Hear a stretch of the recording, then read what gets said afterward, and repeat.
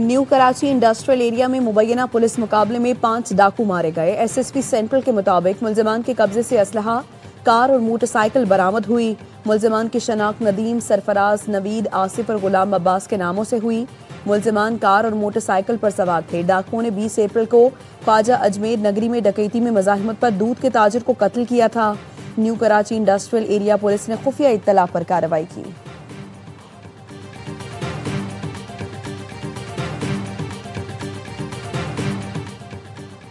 फैसलाबाद और चिन्योट में सीसीडी से 2 मुबैना मुकाबलों में 7 डाकू मारे गए। फैसलाबाद में मारे जाने वाले 4 डाकुओं से क्लाशनकोव, पिस्तौल और छीनी गई 2 मोटरसाइकिलें बरामद। मुल्जिमान के 4 साथी फरार हो गए। चिन्योट में 6 डाकू घर लूट कर फरार हो रहे थे कि पुलिस से सामना हो गया। फायरिंग के तबादले में 3 डाकू जख्मी हुए जो बाद में दम तोड़ गए।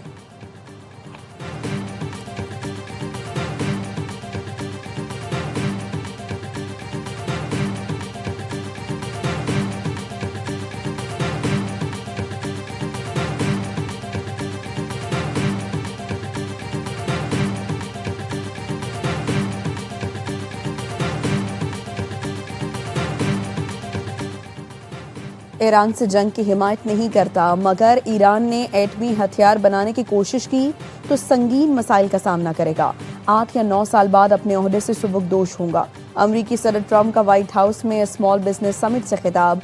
ट्रुथ सोशल पर पोस्ट में कहा, ईरान ने इन ममालिक पर हमले किए जिनका हुर्मुज़ ऑपरेशन से ताल्लुक नहीं था। खित्ते में अमरीकी फौज की मौजूदगी बरकरार रहेगी। ज़रूरत पड़ने पर हम अपने तमाम जदीद हथियार इस्तेमाल करेंगे।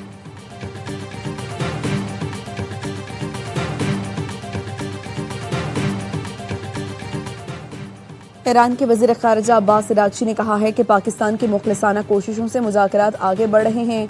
अमरीका बदख्वाहों की जानिब से दोबारा किसी दलदल में घसीटे जाने से होशियार रहे। खित्ते की सूरत हाल के पेश नज़र यही एहतियात मुत्तहिदा अरब इमारात को भी बरतनी चाहिए। समाजी वेबसाइट पर उन्होंने लिखा, प्रोजेक्ट फ्रीडम दरअसल प्रोजेक्ट डेडलॉक है। आपने हुर्मुज़ के वाक़यात से वाज़ेह है कि किसी सियासी बहरान का फ़ौजी हल मुमकिन नहीं।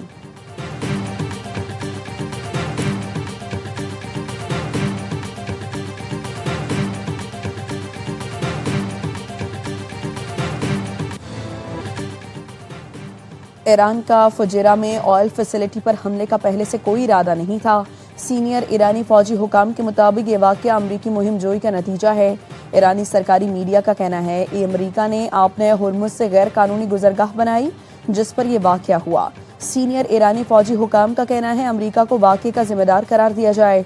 ईरानी फौजी हुकाम का कहना है यूएई को मालूम है वो शीशे के घर में बैठा है।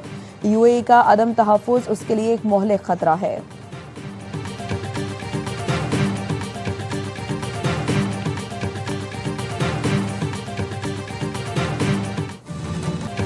मुत्तहिदा अरब इमारात की फ़ज़ाई दिफाई कार्रवाई, ईरानी मिसाइल और ड्रोन हमले नाकाम।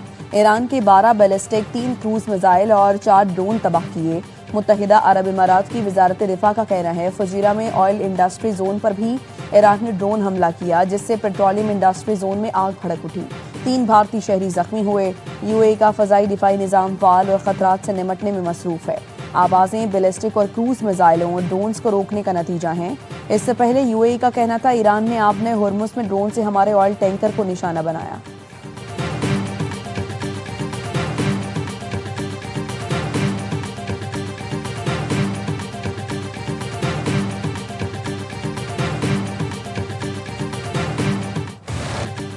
ईरानी फौज का अपने हुर्मुज़ में अमरीकी जंगी जहाज़ों को निशाना बनाने का दावा। ईरानी बहरिया ने सख्त और फौरी वार्निंग देकर अमरीकी जहाज़ों को रोका। फॉक्स न्यूज़ का कहना है अमरीकी जहाज़ों को रोकने के लिए जजीरा जास के करीब मिसाइल दागे गए। 2 मिसाइलों से अमरीकी जंगी जहाज़ को निशाना बनाया गया। अमरीकी सेंट्रल कमांड ने जंगी जहाज़ पर हमले की तरदीद कर दी। कहा किसी जहाज़ को निशाना नहीं बनाया गया। 2 अमरीकी तिजारती जहाज़ों ने आपने हुर्मुज़ कामयाबी से उबूर कर लिया। जहाज़ मुकम्मल हिफाजत के साथ अपने सफ़र पर गामज़न हैं। हमारे जंगी जहाज़ों ने खलीज अरब में अपनी पोजीशनें संभाल ली हैं। पासदाराने इनकलाब का कहना है ईरान की इजाज़त के बगैर चंद घंटे में कोई जहाज़ आपने हुर्मुज़ से नहीं गुजरा। शिपिंग कंपनियां अमरीकी खाम ख्याली पर भरोसा ना करें। इजाज़त के बगैर गुजरने वाले जहाज़ों को बज़ोर ताकत रोका जाएगा।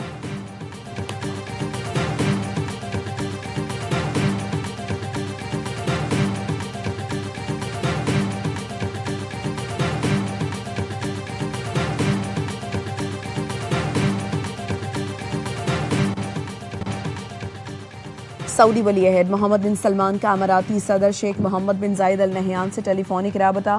सऊदी वली अहद ने मुत्तहिदा अरब इमारात पर बिला जवाज ईरानी हमलों की शदीद मजम्मत की। इमाराती सलामती और इस्तेहकाम के दिफा के लिए मुमलिकत की हिमायत का अदा। दोनों रहनुमाओं ने ताज़ा तरीन इलाकाई पेशरफ्त का जायजा लिया। खित्ते में सलामती और इस्तेहकाम के लिए की जाने वाली कोशिशों पर भी तबादला ख्याल किया गया।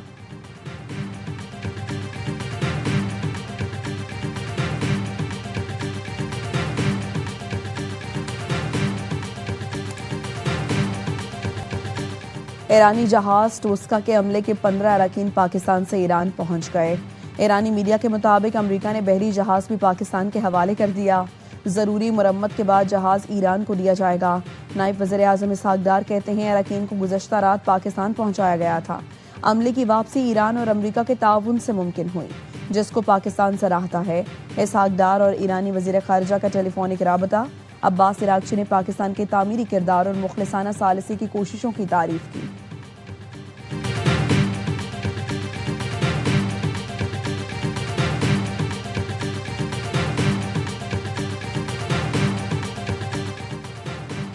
नायब वज़ीर आज़म इसहाक डार और बरतानवी वज़ीर ख़ारिजा का राबता। खित्ते की सूरत हाल पर गुफ्तगू। यूएट कोपरा ने अमन के लिए पाकिस्तान की सिफारती कोशिशों और सालिसी के किरदार को सराहा। पाकिस्तान के खित्ते में पायदार अमन के लिए मुकालमे के फ़रोग पर बरतानिया का इजहार इत्मीनान। इसहाक डार ने इलाकाई और आलमी अमन के लिए पाकिस्तान से मुकालमा और सिफारतकारी के अज़्म का अदा किया। दोनों रहनुमाओं ने जारी तनाज़े के आलमी मईशत पर असरात और दीगर वसी तर मुज़म्मरात पर भी तबादला ख्याल किया। दो तरफा उमूर समेत इलाकाई और आलमी पेशरफ्त पर करीबी राबते जारी रखने पर इत्तफाक।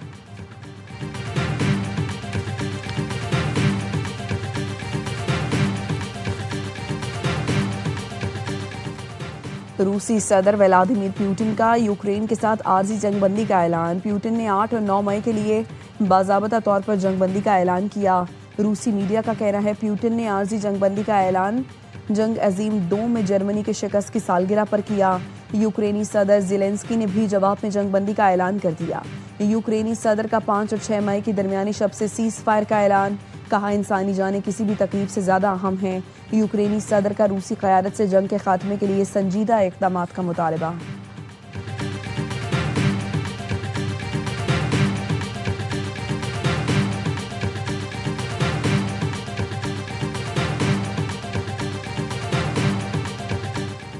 मुकर्ररा मुद्दत के अंदर फैसला ना सुनाना कानून की खिलाफ वर्जी है। वफाकी आईनी अदालत ने कई माह फैसले महफूज रखने और सुनाने से कबल लीक होने के खिलाफ फैसला जारी कर दिया। आईनी अदालत ने कहा हाई कोर्ट्स महफूज फैसला 90 दिन में सुनाने की पाबंद है। मुकर्ररा मुद्दत के बाद सुनाया गया फैसला उसी बुनियाद पर ही कलअदम करार दिया जा सकता है। बेंच मेंबरान का जाने अनजाने में सुनाए जाने से कबल फैसला लीक करना रूल्स के खिलाफ है।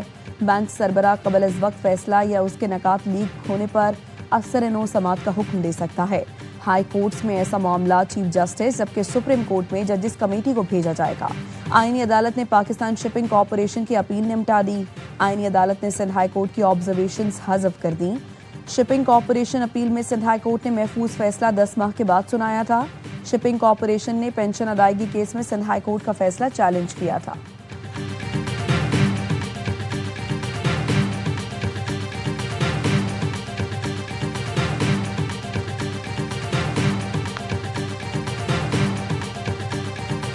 इस साल गर्मियां ज्यादा होंगी। In case of Pakistan we see that it's always a disaster plus, whether it's an incident of floods, heat wave, cyclones and other emergencies. रवां साल हीट वेव, जंगलात में आग और शदीद मानसून बारिशों का खदशा। एनडीएमए ने खतरे की घंटी बजा दी। चेयरमैन एनडीएमए लेफ्टिनेंट जनरल इनाम हैदर ने मीडिया ब्रीफिंग में बताया पूरी दुनिया को मौसमियाती तब्दीलियों का सामना है। जमीन के दर्जा हरारत में इजाफा हो रहा है। शिमाली इलाकों में शदीद गर्मी से ग्लेशियर्स पिघलने के अमल में तेजी आ सकती है। मौसमियाती तब्दीलियों से निमटने के लिए इक़दाम करने की ज़रूरत है। सबको किरदार अदा करना होगा। दर्जा हरारत में इजाफा दुनिया के लिए खतरा है। पाकिस्तान मौसमियाती तब्दीली से ज़्यादा मुतासिर दुनिया का चौथा बड़ा मुल्क है। माहिरीन के मुताबिक रवा साल गर्मी ज़्यादा पड़ेगी। इनाम हैदर ने पाक एनडीएमए डिजास्टर अलर्ट ऐप से शुरका को आगाह किया।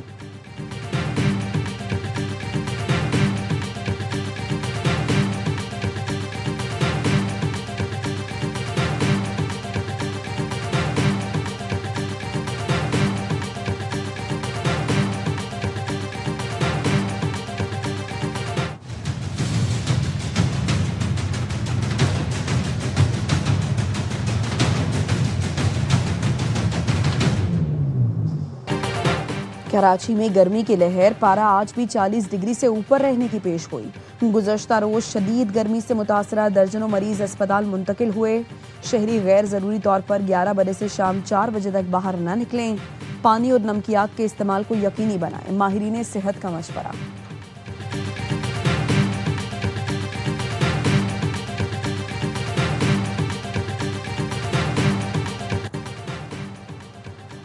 महकमे तालीम सिंध दरसे कुतब बर वक्त फराहम करने में नाकाम। नए तालीमी साल शुरू हुए महीना गुजर गया। कराची के बाजारों में दरसी किताबें अब तक दस्तयाब नहीं। वालिदैन शदीद गर्मी में किताबों की तलाश में दरबदर भटक रहे हैं।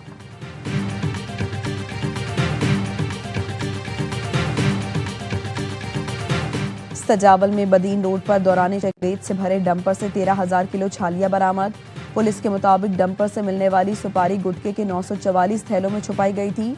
डंपर ड्राइवर दीन मोहम्मद को गिरफ्तार कर लिया। मफरूर मुलजिम शबीना बाजोड़ी के खिलाफ मुकदमा दर्ज कर लिया गया।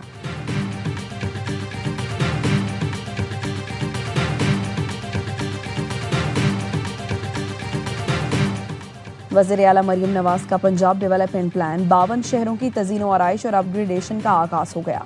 Critical, most critical, non critical work जारी है। 52 शहरों में तकरीबन 40% मोस्ट क्रिटिकल वर्क मुकम्मल कर लिया गया। लाहौर डेवलपमेंट प्लान का पहला फेज मुकम्मल हो गया। फेज 2 का 76% काम मुकम्मल हो गया। जून के आखिर तक लाहौर डेवलपमेंट प्लान फेज 2 मुकम्मल कर लिया जाएगा। तारीख में पहली बार लाहौर की 16,410 गलियों की अपग्रेडेशन और ब्यूटिफिकेशन की जा रही है। 6 अरब 60 करोड़ मालियत की मशीनरी भी खरीदी गई। मरियम नवाज की ज़ेर सदारत पंजाब डेवलपमेंट प्लान की पेशरफ्त पर इजलास। वज़ीर आला ने पूरे सूबे के तरक्याती कामों का जायजा लिया। मरियम नवाज ने कहा, पंजाब की तरक्की का पहिया अब रुकने वाला नहीं।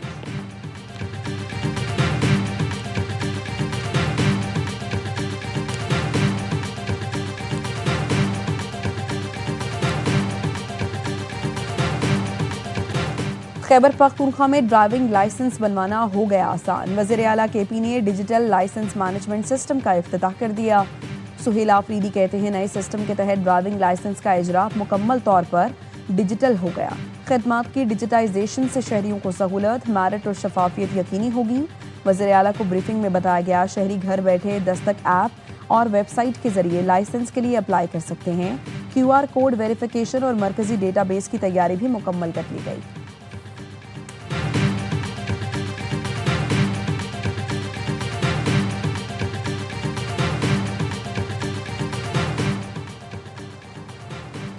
हैवी ट्रांसपोर्ट को सब्सिडी के लिए सूबों से जमा रकम मुकम्मल तौर पर खर्च न हो सकी। ज़राए का कहना है, वफाकी हुकूमत ने चारों सूबों से 42 अरब रुपए एक माह के लिए हासिल किए थे।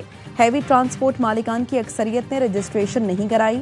सब्सिडी की रकम का बड़ा हिस्सा पंजाब और सिंध की हुकूमतों ने दिया था। मीटिंग में पीपल्स पार्टी क़यादत और वफाकी वजीर में बहस भी हुई।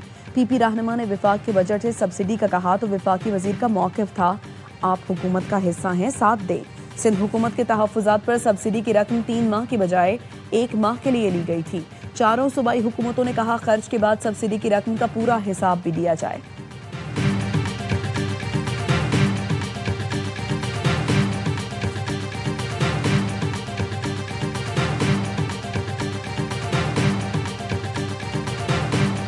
We are not a nation that compromises its sovereignty. We are a nation that rises again and again, stronger, prouder, and more united.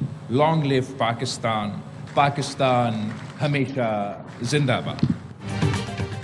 मार्का हक में पाकिस्तान की शानदार फतह का 1 साल। हुकूमत सिंध की जानिब से कराची में तकरीब का इनेकाद। बिलावल भुट्टो ने खिताब में कहा, मार्का हक में अफवाज पाकिस्तान ने मैदान जंग में दुश्मन को शिकस्त दी। हमारे सिफारतकारों ने सिफारती महाज पर दुश्मन का भरपूर मुकाबला किया। पाकिस्तानी कौम ने मिसाली इत्तेहाद, जज्बे और अज़्म का मुजाहरा किया। दुनिया को बता दिया, पाकिस्तान मजबूत मुल्क है, कभी सरेंडर नहीं करेगा। वज़ीर आला सिंध मुराद अली शाह ने कहा, भारत समझ रहा था पाकिस्तान कमज़ोर मुल्क है और दुनिया से कट चुका है। मुसल्लह अफ़वाज ने भारत को ऐसा जवाब दिया जो वो हमेशा याद रखेगा। सीनियर वज़ीर शर्जील मेमन ने कहा, जंग के दौरान भारतीय मीडिया ने मुसलसल झूठ का सहारा लिया। पाकिस्तानी मीडिया ने हक और सच सामने रखा, दुनिया को हकीकत से आगाह किया।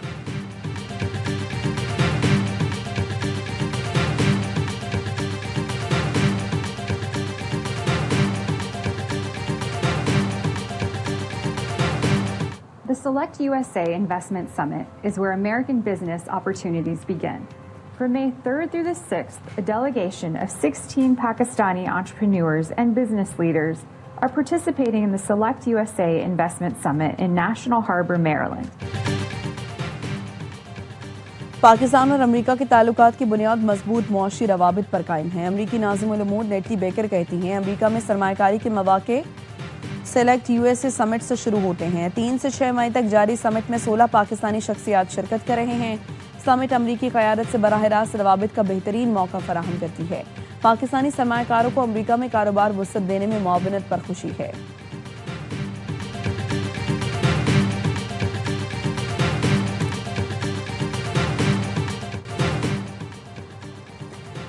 हक है हम, मार्काए हक हैं हम। मार्काए हक का 1 साल मुकम्मल होने पर याबाई न्यूज़ ने खुसूसी नगमा जारी कर दिया। नगमे में दिफाए वतन के लिए पाक फौज और अवाम के बेमिसाल इत्तेहाद, जज्बा हुब्बुल वतनी को खिराज तहसीन पेश किया गया। वतन की खातिर जान हथेली पर रखकर दुश्मन का गुरूर खाक में मिलाने वाले गाजियों को सलाम और अर्ज़े पाक पर जान निछावर करने वाले शोहदा को खिराज अकीदत पेश किया गया। मार्काए हक में पाकिस्तान ने अयार दुश्मन को न सिर्फ जंगी महाज बल्कि सिफारती और मीडिया के महाज पर भी शिकस्त फाश दी, जिसको न सिर्फ दुनिया बल्कि भारत के अंदर से भी तस्लीम किया गया।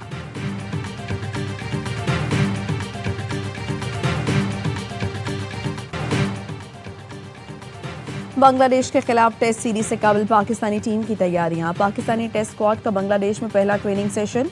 पीएसएल फाइनल खेलने वाली खिलाड़ी बांग्लादेश रवाना हो गए। पाकिस्तान और बांग्लादेश के दरमियान पहला टेस्ट 8 मई को खेला जाएगा।